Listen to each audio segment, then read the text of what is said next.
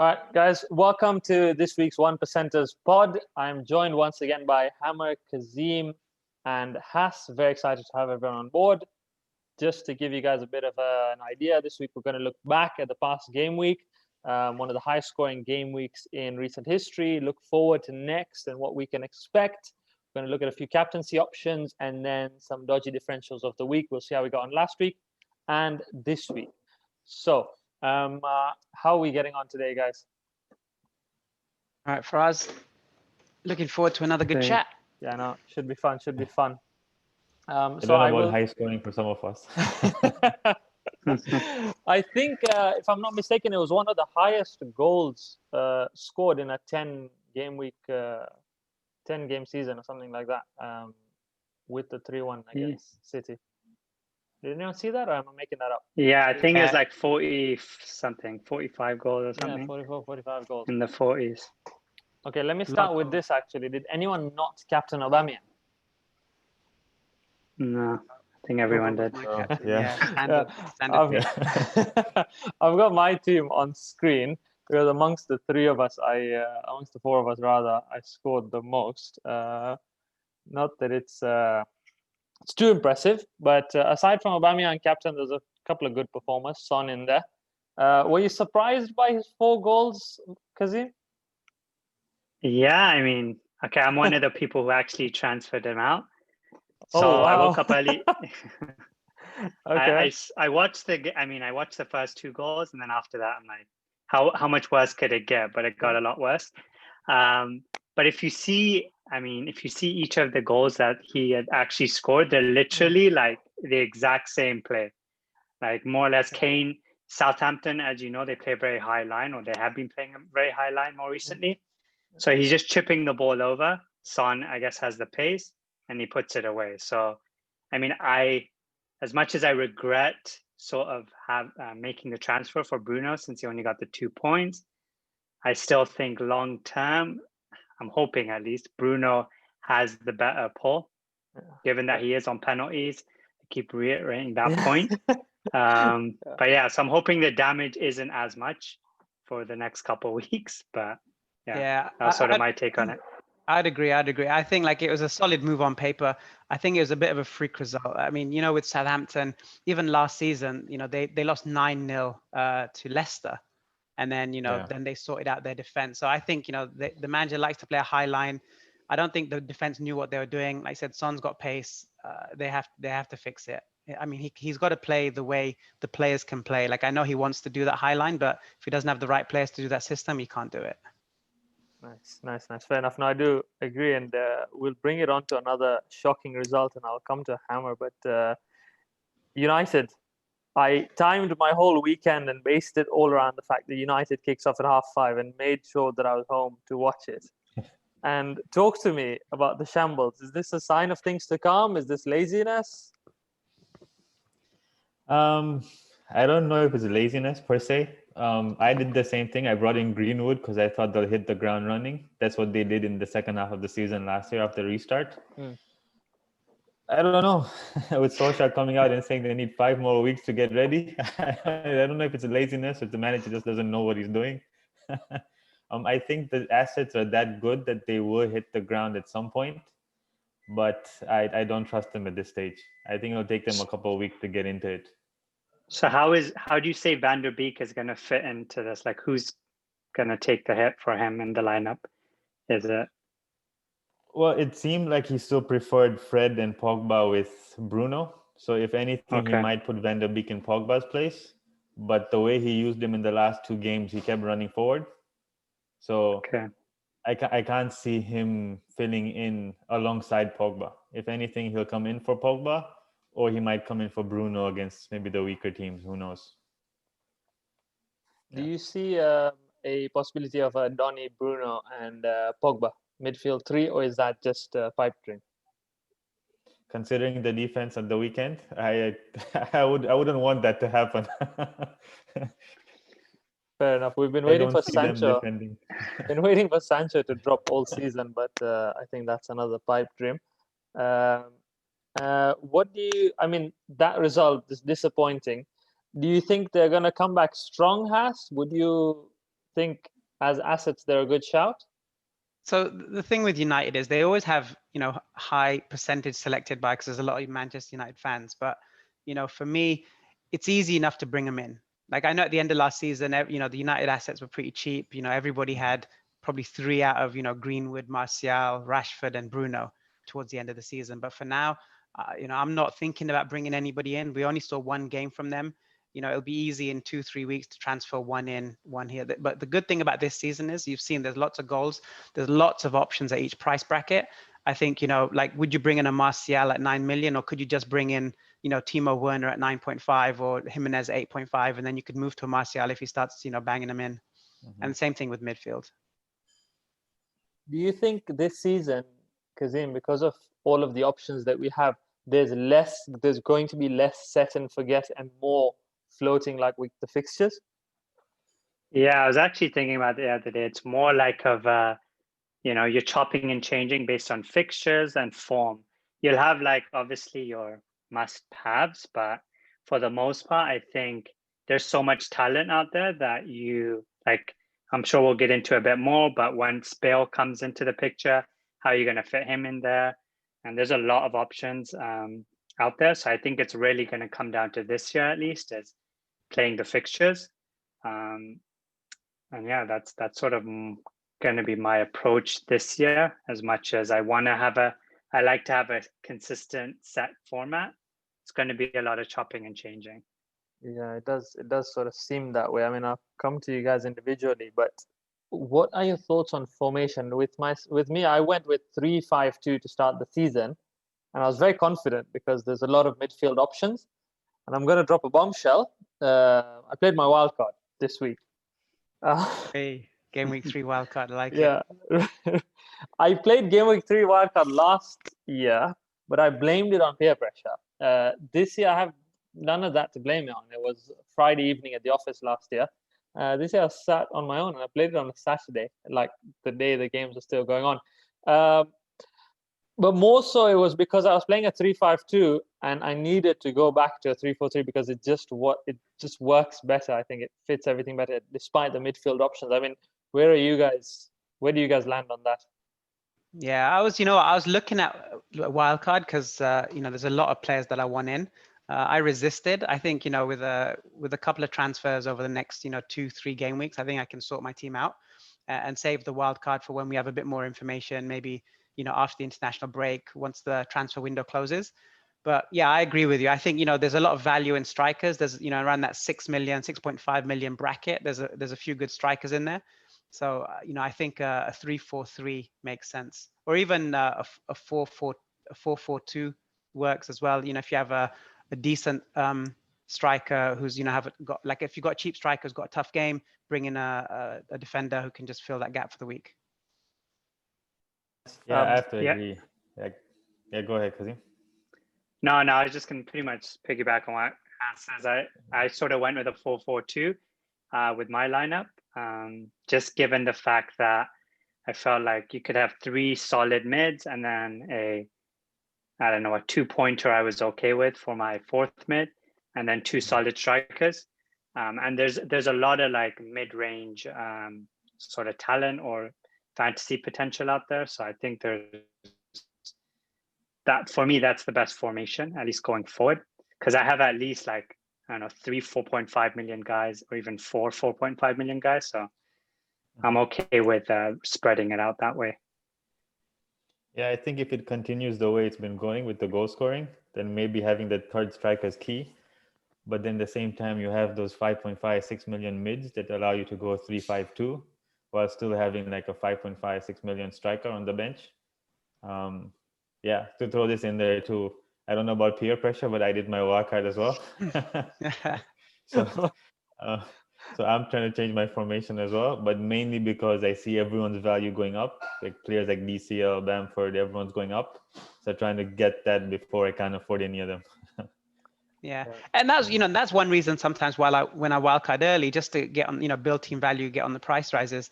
But this year, you look at all of the different price brackets, and there's at least 2 good options that I could have in every price bracket, or 3 good options. So then, even though you might miss out a player who's gone from, let's say 5.5 to 5.6, you think, well, in the 5.5 range, there's still quite a few good options, and it's not going to be the end of the world. Yeah, no, that's very true. I mean, I jumped on DCL and got lucky. And we but don't there know yet is- who's going to hit it off after the first 2 weeks.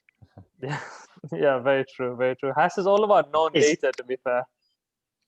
Who's on penalties for them? Is it For who? DCL for Everton? Well, I don't. Because it I used don't to know, be 'cause- Siggy. Yeah, Yeah. that's the thing with Rodriguez coming in. It's, he's sharing the free kicks and Yeah. corners with Dean. But Okay. let's see what happens with Pens. I reckon he'd be on pens. He's too top quality to Yeah. not be on pens. Not Richarlison? I don't No? know. I'm on a hype with Hammers, to be honest, at the moment. I think everyone is. I know. Speaking of that, and trying to fit in expensive players, who are the budget must-haves? I'll throw one in the mix, and I know you probably know where I'm going, but I guess you need a lot of cheaper players to build around, but still players that are going to play. Especially, I mean, I talked about this. I think we talked about it last week, but COVID is causing issues where, like, sort of David Moyes and a couple of West Ham players, Mahrez, a couple of other City players. So you have to have that squad depth. So you prefer to have players that play. So Tarek Lamptey is probably going to be on my bench at 4.5 mil, playing every week. I think he might. He's not Lord Lundstrom, but he's pretty close from the last 2 weeks. What do you guys think? Kazim is a Chelsea boy, so I'll come to you first. He was in the academy, right? Yeah, I mean, ideally we did want to keep him. Like, obviously everyone can see his talent, and I've been getting a lot of sticks saying, why didn't we keep him? I mean, obviously he wanted to play games and we don't really have the room for him, at least as a backup. So yeah, we went with obviously Reece James taking his spot, and it looks like he's sort of nailed on, and he's only 5.1 as well. Yeah, he's a good player. He gets in the box, has amazing crosses, has pace. So definitely, I think a good pick at 4.5 range. Do you think James will start? Yeah, through the season. Yeah, I think it's from what I saw in the first 2 games, him not even playing or even being on the bench for the Carabao Cup. I think it's pretty. He's already made Lampard's made the statement where he's his main guy in that position. So I think has that spot nailed on. I'm going to hold you to that, by the way. Is he in your wildcard or? He might be. He is today, might not be tomorrow. I'm chasing the price rises, but I have made zero money. I've made zero money. You'll never. I want to see the stat on how many players actually go up 0.2 in a game week. I'm sure it's. I don't know if that even happens. No, it hardly happens, bro. I thought KDB could do it, but maybe I don't know if he will. I've been waiting for Hammers to go up 0.1 for the last 5 days. He's been meant to go up. Yeah, that was a weird one because he was we were bringing him in and he just wouldn't move off 7.5. Yeah, I know. It's quite strange. It's happened now, though, I think, right? Yeah, it did. Yeah, it's 7.6 now. Yeah. I don't check it first thing in the morning, though. More like it happens at 9:30 here, so we get to see it. Oh, does it? Okay. Nice. Okay, good to know. But any other budget must-have, do you reckon? Well, you have Mitchell from Crystal Palace at 4 million. I think everyone has him right now, right? Like, you're not going to get many 4 million defenders who play. There is the Burnley guy done, but as soon as Tarkowski comes back, I don't know if he's going to hit the bench, right? So you need Mitchell. But then you look at Bamford, right? I'm thinking of Bamford only because he's one of the only less than 6 million strikers who's possible to start every game, right? So looking at Bamford, thinking 5.6 million is a good bench option or a starting option on your team, right? I don't know if it's a must-have, but at this stage, at that price, you can't not have him. I can see that, but with only 3 striking spots. Mm-hmm. Yeah, for me, the only risk with him, and I know I picked him last week as my sort of differential, but the reason I wouldn't actually pick him long term is just because of the Rodrigo signing. Who knows, like Rodrigo, if he hits form, Bamford could, get reduced or they'll share the minutes. So I'd rather have a nailed on striker as much as he could potentially be explosive, maybe a couple games, but it's not like a must-have just due to the uncertainty in his starting position. Yeah. And you know what? That's a good point, because the way the Leeds manager works is, when he buys players, he makes them work in training to get used to the system, and then he brings them in. Opposite to Frank, who just brings everybody in the first week they sign. Shots fired. Shots fired. I'm gonna bring up some contentious topics. I'm gonna ask you guys about captaincy. Now, Hass, I know you don't like to talk about this because you feel like you're giving too much. No, it's all good. Like, I talk about my analysis. I mean, you got to look at fixtures, right? Yeah. So, sorry, but I'll ask you, like, as in there's a couple of home fixtures. So we know the usual suspects, right? Son, Kane, Salah, Mane, KDB, Sterling. But what are your thoughts in general? Yeah, and I think you just nailed them all there, right? Like, those are the ones. The Son, Kane. I know they had a good result against Southampton. I would stay away. But even the one you didn't mention is Chelsea, right? They're playing against West. I know they haven't started on fire. I mean, they won, I think 5-6-0 yesterday in the Carabao Cup. But playing against West Brom, who's given up the most chances, big chances in the box. I think Timo Werner, he looked fresh. Against Liverpool, you couldn't really judge them because they were a man down for the second half. But I think in their Timo Werner, even the man who hasn't started too well, Havertz, big price tag, he's another option as well. But yeah, otherwise, any Manchester City player like De Bruyne, Jesus, even Sterling, all looking good options. Nice, fair enough. And between sort of Salah and Mane, both had great MVP sort of performances. Hammer, who do you back? Between those two against Arsenal, I go Salah. Yeah. Just at home, he seems to have the better record than Mane. So I think against Arsenal, and they seem to have this sort of one game Salah, one game Mane, one game Salah. Now I'm going Firmino. Maybe they're rotating three. Maybe they're letting Firmino have a go. It's just weird. But between the two, I would go Salah. But because they're playing Arsenal, I wouldn't really captain either of them, because under Arteta, Arsenal have been quite a bit stronger defensively. Yeah. So I wouldn't go with any Liverpool assets for captaincy. I would be leaning towards Manchester City. Okay. I'm thinking maybe KDB or Sterling. Nice. And I know people will be thinking Spurs, but Newcastle just won like 7-0 something in the EFL Cup. So they're coming into this game with confidence. I don't know if they're going to give Spurs the same amount of space as Southampton. Yeah, it's that. I mean, when teams will play deeper, like Newcastle probably will, especially because they conceded 2 early goals last week and a low block type defending. I think that Spurs will struggle because they play on the counter. They don't play any other way. For me, I'm leaning City. Kazim, KDB or Sterling? Who are you sort of backing? Yeah, I think. I mean, KDB would be my obviously pick between the two, just mainly because obviously KDB has a lot more pull, and I think he even got, I don't know how, but he got a goal and an assist, right, last game? Yeah, he got a pen. Or was it just a goal? He got a pen, and then he got an assist in the 90th minute, I think, for Jesus. Freak assist. Yeah, so I'd stopped watching at that point, but I don't know. Like, I'm still gonna put my faith this last week in Werner. If he can't get going against West Brom, then I don't know. I still think he has a lot of pull in a game time, but maybe he's not the fantasy asset that we were hoping at that price range, at least. So I'm still going to probably lean towards more of one of the Chelsea boys. So most likely Werner. If he doesn't score against West Brom, he's going to Vitesse, man, honestly. Yeah, like I think he's already dropped. Oh, no, he hasn't dropped in value yet, right? He's still at 9.5. Yeah, hasn't yet. But yeah, if he doesn't score this week, then he's done. So, and I think he may be on penalties this week, just because I don't believe Jorginho will start. So if he does get the penalty shout, he may clean out. But just not fantasy related, but speaking of Jorginho, I just saw on Sky Sports today that Arsenal are interested in him. Yeah, I heard it. A bit out of the blue. It's strange, isn't it? Yeah. I feel like it's for players who don't want to leave London, but Chelsea aren't giving them the contract they want.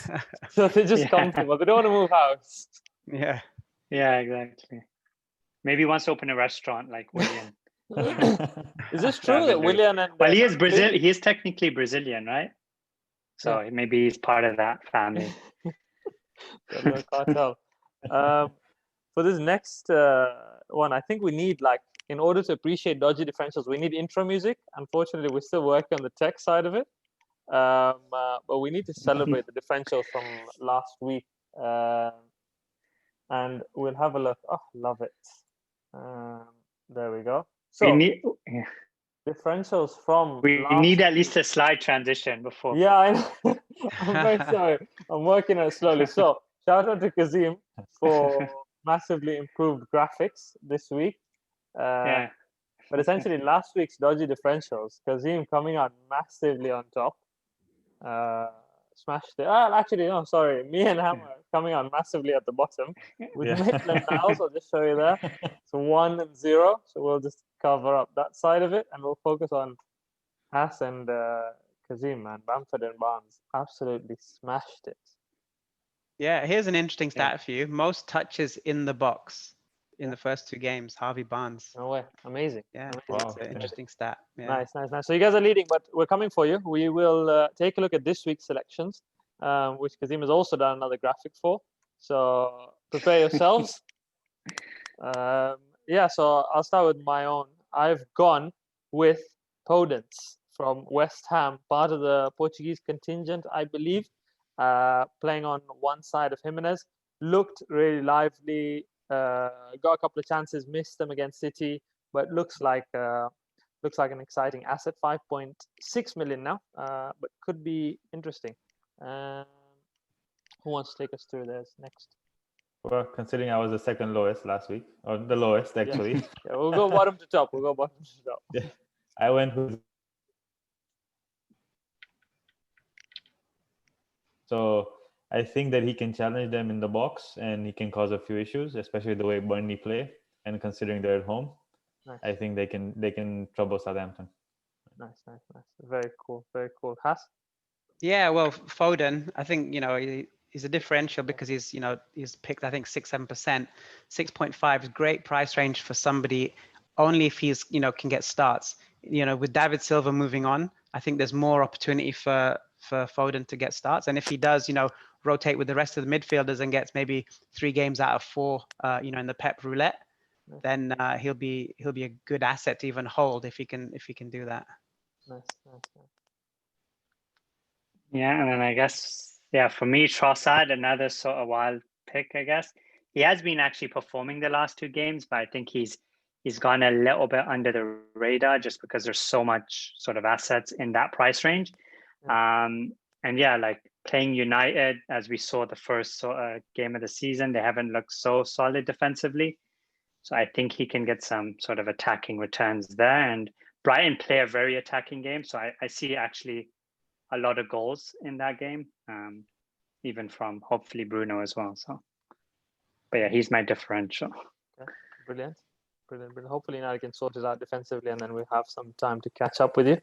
But yeah, that brings us to the end of today. Guys, it's been good, man. Wishing you all good luck. Wish me luck with my wild card. And I thought I'd stop the share so we can just appreciate just Hass's background, Kazim's Stamford Bridge background. But yeah, it's been good. Any final thoughts? Oh, let's go. Let's see some more goals this weekend. Yeah, can't wait, to be honest.